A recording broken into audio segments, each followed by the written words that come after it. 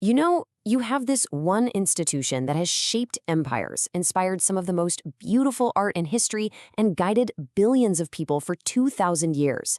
But how does the Catholic Church actually see itself?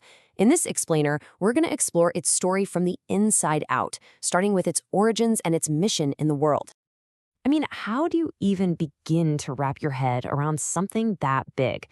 Well, for the Church, the answer isn't really in its size or its incredible history. It's in its origin story. And the central claim is a big one, that this wasn't a human invention at all. And that brings us right to its core claim, a divine foundation. The way they see it, the source of the Church isn't a pope or a council or some committee. To find its founder, you have to go all the way back to Jesus Christ himself. Now, the Church doesn't see itself as just an organization that Christ founded. The term they use is way more interesting, the mystical body. So think of it less like a corporation and more like a living organism, with Christ as the head, still present and working on earth. And that single idea, it really shapes everything else. Okay, so where does a claim like that even come from? Well, Catholic teaching points to key moments in the Gospels. In this passage from Luke, for example, Christ singles out his apostle Peter. He basically says, look, a crisis is coming, but I've prayed specifically for you, Peter, and you have a unique job to strengthen the others.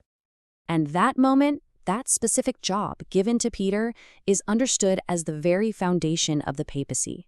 He was appointed the visible leader of the apostles. He was meant to be the rock, the stable point to make sure the faith of the Church doesn't crumble over the centuries. So if you have this divine foundation, how does that translate into what people actually believe? There are a lot of beliefs, of course, but we're going to zoom in on two absolute pillars, the nature of God and the sacrament of the Eucharist. All right, first up, the Trinity. Now, this one can be a bit of a mind bender, but it's absolutely crucial. The key thing to get is that this is not a belief in three gods. Nope. It's a belief in one God, but this one God exists as a perfect community of three persons. And each person is fully God, not just a third of God, but they're distinct from one another. Next, the Eucharist.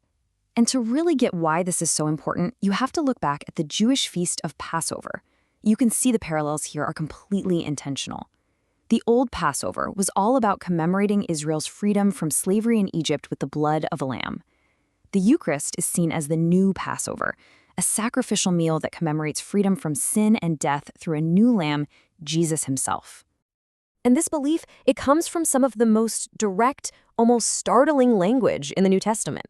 This quote from the Gospel of John is taken completely literally. The teaching isn't that the Eucharist is just a nice symbol. The belief is that it is the actual body and blood of Christ, understood as the literal spiritual food that grants eternal life. Okay, so you have this divine foundation and these core beliefs, but how on earth do you keep that all consistent for 2,000 years? Think about it. Well, the answer, according to the Church, lies in its living structure and a really unique way of passing down authority. The key concept here is called apostolic succession, and the idea is pretty straightforward. It goes like this. Christ gave authority to his apostles. Then, before they died, the apostles appointed their own successors, the first bishops, and passed that authority on to them. This is believed to have continued, like passing a baton, in an unbroken chain right down to the bishops of today, with the Pope as the direct successor to Peter's special role. And because of that unbroken line, the Church claims something pretty bold, a unique teaching authority. See, the belief isn't just that they're passing down a human tradition, like a good recipe or something. The idea is that the Holy Spirit is actively protecting the official teachings on faith and morals from going off the rails. This brings us to a big one of the most misunderstood doctrines out there, papal infallibility. And let's be super clear here. It does not mean the Pope is sinless or that everything he says is perfect. Not at all. It's a very, very specific protection that only applies when he speaks ex cathedra, literally from the chair, to formally define a doctrine for the whole Church.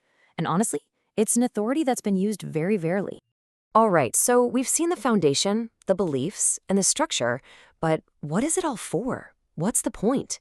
Well, this leads us to the Church's ultimate mission in the world, a mission of charity, or you could call it faith in action.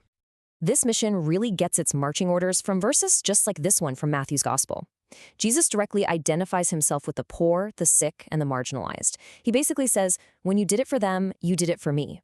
So, for the Church, serving the least of these isn't just a good deed, it's seen as a direct encounter with Christ himself. And this one core belief had a massive, massive impact on history.